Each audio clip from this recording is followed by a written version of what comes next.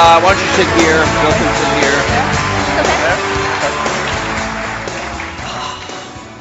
Well, thank you.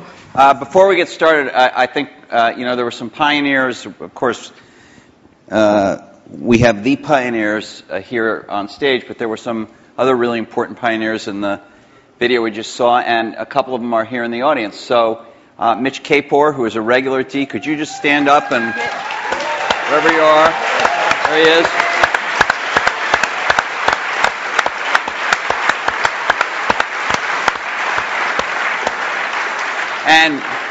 And Fred Gibbons, who has not come to D before but is here tonight. Fred. There's Fred. Right there.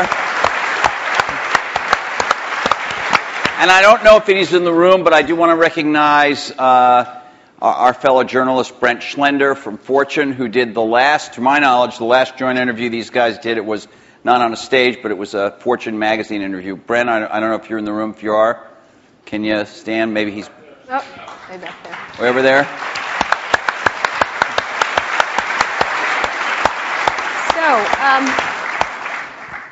So let's get started. I wanted to ask, there's been a lot of mano-a-mano catfight kind of thing in a lot of the blogs and the press and stuff like that. And we wanted to, the first question I kind of was interested in asking is what you think each has contributed to the computer and technology industry, starting with you, Steve, for Bill, and vice versa.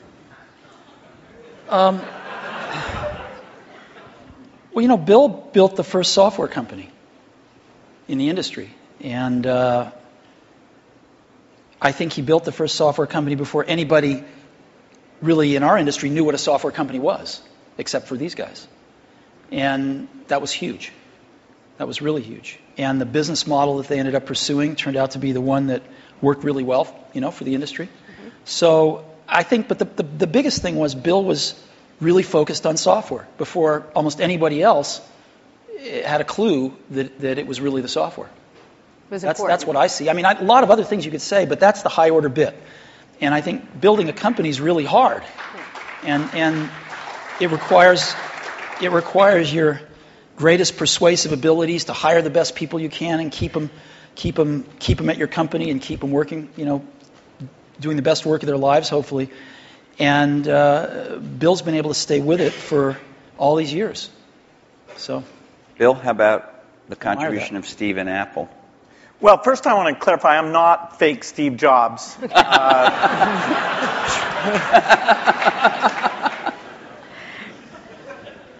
What Steve's done is quite phenomenal. If you look back to 1977, that Apple II computer, the idea that it would be a mass market machine, the bet that was made there by Apple uniquely, there were other people with products, but the idea that this could be an incredible, empowering phenomena, Apple pursued that dream. Then one of the most fun things we did was the Macintosh, and that was so risky. People may not remember that Apple really bet the company. Lisa hadn't done that well, and some people were saying, okay, that general approach wasn't good. But the team that Steve built, even within the company, to pursue that, even some days it felt a little ahead of its time. I don't remember that Twiggy disk drive. 128K. Yeah. The Twiggy disk drive, yes. Steve gave a speech once, which is one of my favorites, where he talked about, in a certain sense, we build the products that we want to use ourselves. So he's really pursued that with incredible taste and elegance that has had a huge impact on the industry. And his ability to always come around and figure out where that next bet should be has been phenomenal. Apple literally was failing when Steve went back and reinfused the innovation and risk-taking that have been phenomenal. So the industry's benefited immensely from his work. We've both been lucky to be part of it, but I'd say he's contributed as much as anyone. We've also both been incredibly lucky to have had great partners that we started the companies with, and we've attracted great people. I mean, so everything that's been done at Microsoft and at Apple has been done by just remarkable people. none of which are sitting up here, today. Well, not us. Well, you're sort of the Not not us. And You're in a way you're the stand-ins for all those other people. in a way we are. In a very tangible way. So Bill mentioned the Apple II in 1977 and 30 years ago, and there were a couple of other computers with which were aimed at the idea that average people might be able to use them. And looking back on it, a really average person might not have been able to use them by today's standards, but it certainly broadened the base of who could use computers. I actually looked at an Apple ad from 1978. It was a print ad that shows you how ancient it was, and it said thousands of people have discovered the Apple computer. Thousands of people,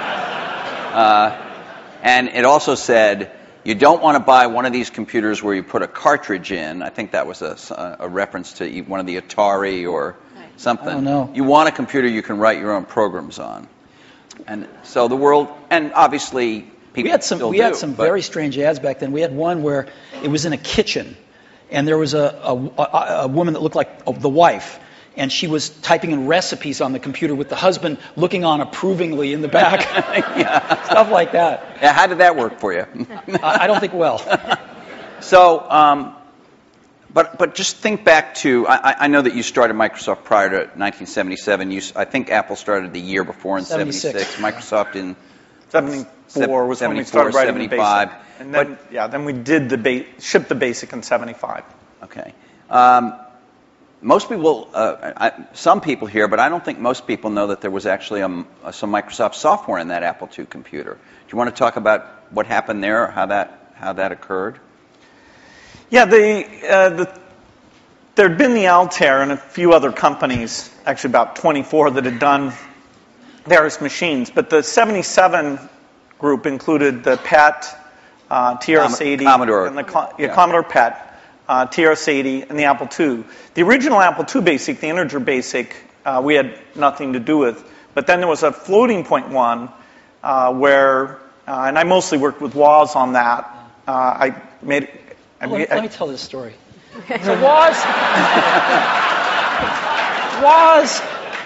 my partner, we started out with this guy named Steve Wozniak, brilliant guy. He writes this basic that is like the best basic on the planet. It does stuff that no other basic's ever done. You don't have to run it to find your error messages. It finds them when you type it in and stuff. It's perfect in every way, except for one thing, which is it's just fixed point, right? It's not floating point. And so we're getting a lot of input that people want this basic to be floating point. And we're begging Woz, please make this floating point. Who's we? How many people are in Apple? Well, me. We're begging Woz to make this floating point, and he just never does it, And he wrote it by hand on paper. I mean, he didn't have an assembler or anything to write it with. It was all just written on paper, and he'd type it in. He just never got around to making a floating point. Why? Well, this is one of the mysteries of life. I don't know, but he never did. And so, Microsoft had this very popular, really good floating point basic that we ended up going to them and saying, help. And how much was I think you were telling us earlier. That was $31,000. That Apple paid you for that. The floating point basic. And I flew out to Apple. I spent 2 days there getting the cassette. The cassette tapes were the main ways that people stored things at the time. Right. And, that was fun. I think the most fun is later when we worked together. Well, what was the most fun? Tell the story about the most fun that was later. And maybe later, not the most fun. Let him talk. I'm teasing. Well, Steve can probably start it better. The team that was assembled there to do the Macintosh was a very committed team. And there was an equivalent team on our side that just got totally focused on this activity. Jeff Harbers, a lot of incredible people. And we really had bet our future because on the Macintosh being successful, and then hopefully graphics interface in general being successful. But first and foremost, the thing that would popularize that being the Macintosh. And so we were working together. The schedules were uncertain. The quality was uncertain. The price.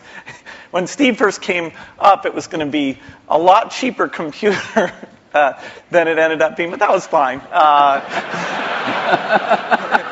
So you worked in both places, in both? Well, we were in Seattle, and we fly down there. But Microsoft, if I remember correctly, from what I read, wasn't Microsoft one of the few companies that were allowed to even have a prototype of the Mac at the time? Well, what's interesting, what's hard to remember now is that Microsoft wasn't in the applications business then. They took a big bet on the Mac because this is how they got into the apps business. I mean, Lotus dominated the apps business on the PC back then. Right. We had done just Multiplan, Yeah. which was a hit on the Apple II. And then Mitch did an incredible job betting on the IBM PC. And 123 came in and, ruled that part of the business. So the question was, what was the next paradigm shift that would allow for an entry? WordPerfect, we had Word, but WordPerfect was by far the strongest in word processing, DBase, and database. And Word was that was a kind of a DOS, a text. All of these products I'm saying were DOS-based products. Because Windows wasn't in the picture at the time. Right. That's more in the early 90s that we get to that. And so we made this bet that the paradigm shift would be graphics interface, and in particular that the Macintosh would make that happen with 128K of memory, 22K of which was for the screen buffer, 14K was for the operating system. So it was 14K. Yeah. 14K. Yeah. The original Mac operating system was 14K. 14K that we had to have loaded when our software ran. So when the shell would come up, it had all the 128K. The OS was bigger than 14K. It was in the 20s somewhere. I see. So when we ship these computers now with a gigabyte, 2 gigabytes of memory, and nobody remembers 128K. I remember that. I remember paying a lot of money for computers with 128K in those days. So the two companies worked closely on the Mac project because you were maybe not the only, but the principal or one of the principal software creators for it, right? Is that right? Well, Apple did the Mac itself, but we got Bill and his team involved to write these applications. And we were doing a few apps ourselves. We did Mac Paint and Mac Draw and stuff like that. But Bill and his team did some great work.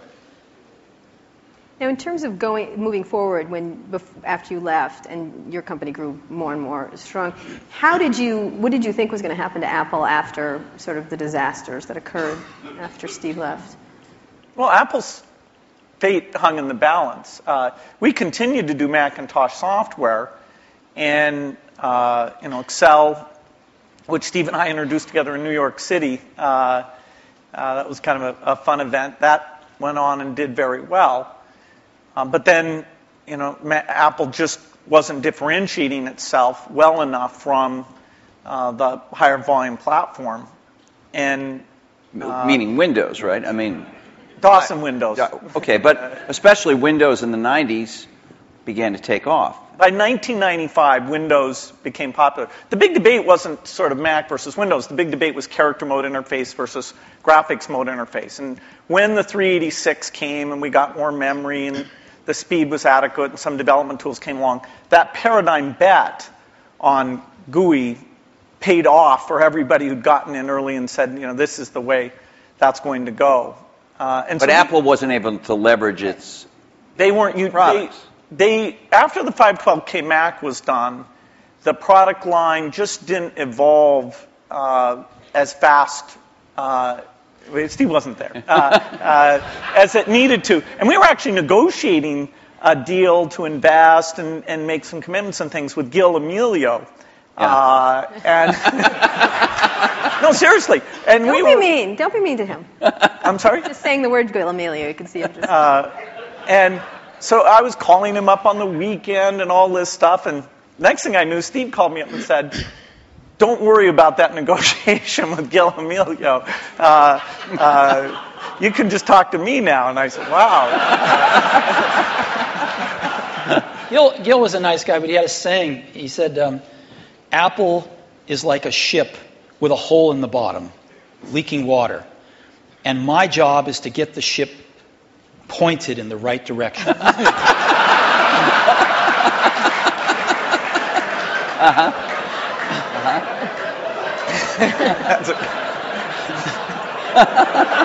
Okay.